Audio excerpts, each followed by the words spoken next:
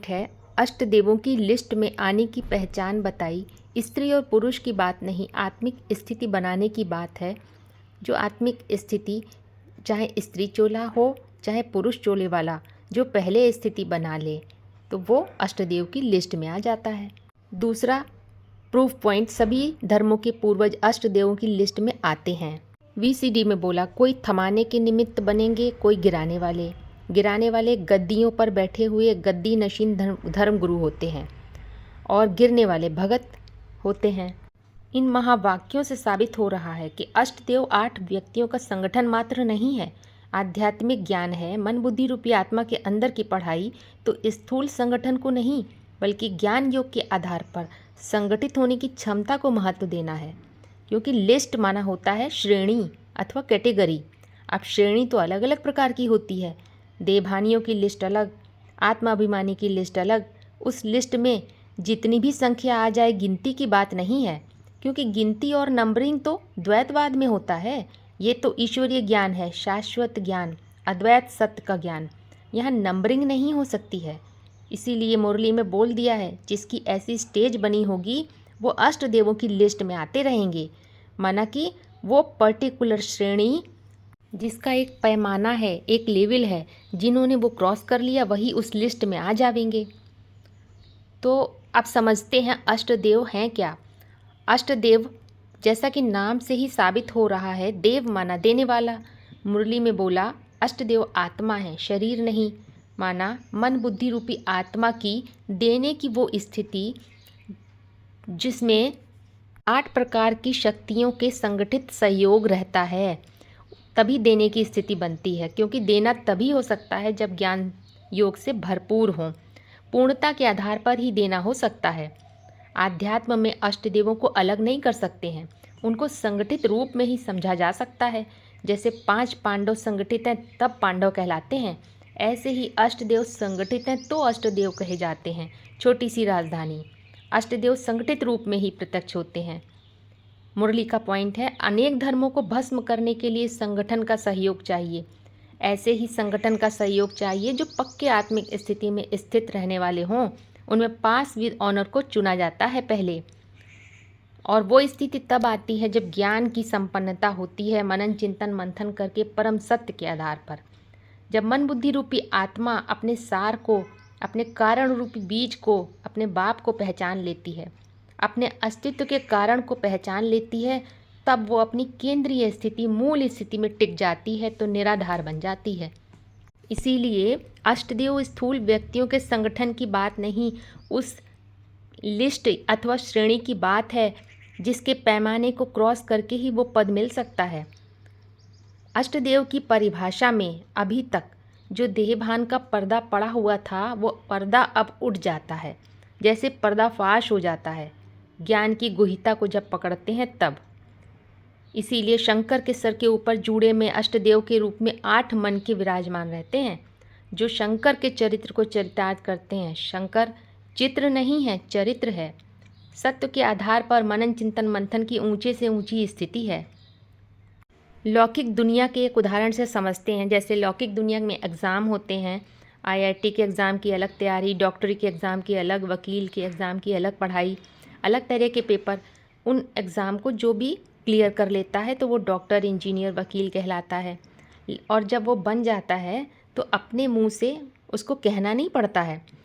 जैसे अब वो अपने डॉक्टरीपन के आधार पे, वकीलपन के आधार पे ही काम करता है।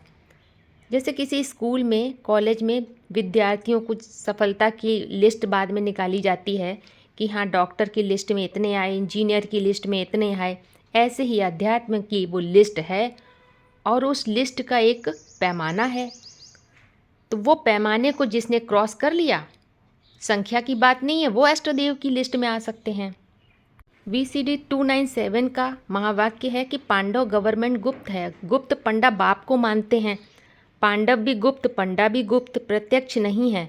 चूँकि पांडव को भी गुप्त रहना है, पंडा को भी गुप्त रहना है, इसीलिए अपने स्वरूप को कोई प्रत्यक्ष नहीं कर सकता है। भगवान का जो पार्ट है वो अपने को क्यों कहेगा हम भगवान हैं, नहीं तो प्रत्यक्ष हो जाएगा। साबित हो रहा है जो अपने को बोल बोल कर मुँह से प्रत्यक्ष करे, मैं फलाना हूँ, मैं फलाना हूँ, तो वो हिरण्यकश्यप है। यही आध्यात्म में समझने की बात है। स्थूल में जो संगठन बनाकर बैठे हैं, हम अष्टदेव हैं, हम सूर्यवंशी हैं, तो जरूर उनके अंदर ज्ञान की कमी है, इसीलिए वाणी की बोल बोल चल रही है। आध्यात्मिक ज्ञान की गुहिता को अभी पकड़ा नहीं है। जैसे लौकिक दुनिया में कोई जन्म लेता है तो उसको अपने पैदा होने के कारण को जानने की कोई ज़रूरत नहीं होती, लेकिन जब वो बड़ा हो जाता है और अपने क्षेत्र का चुनाव कर लेता है, कोई प्रोफेशन चुन लेता है, मान लो डॉक्टर, इंजीनियर, तो वो उसी को ही अपने होने का कारण समझता है। फिर उसके अंदर वो डॉक्टर पना, इंजीनियर पना काम करने लगता है और उसी में वो जीने लगता है। लेकिन आध्यात्म में तो जन्म लेने का मतलब ही ये होता है अपने होने के कारण को जान लेना। इस आध्यात्मिक जन्म के साथ अपने बीज की पहचान हो जाती है।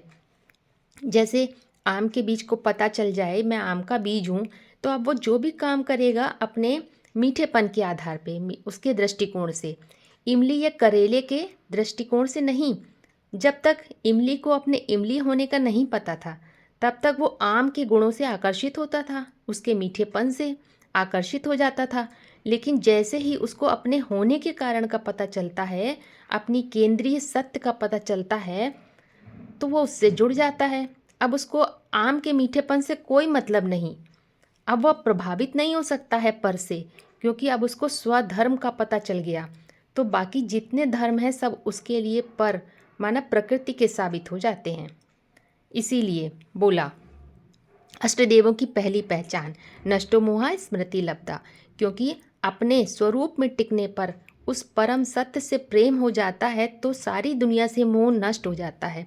फिर वो वैसे ही चलता है जैसे बाप चलाते हैं। माना जो उसका कारण रूपी बीज है वो वही सुनता है जो बाप सुनाते हैं।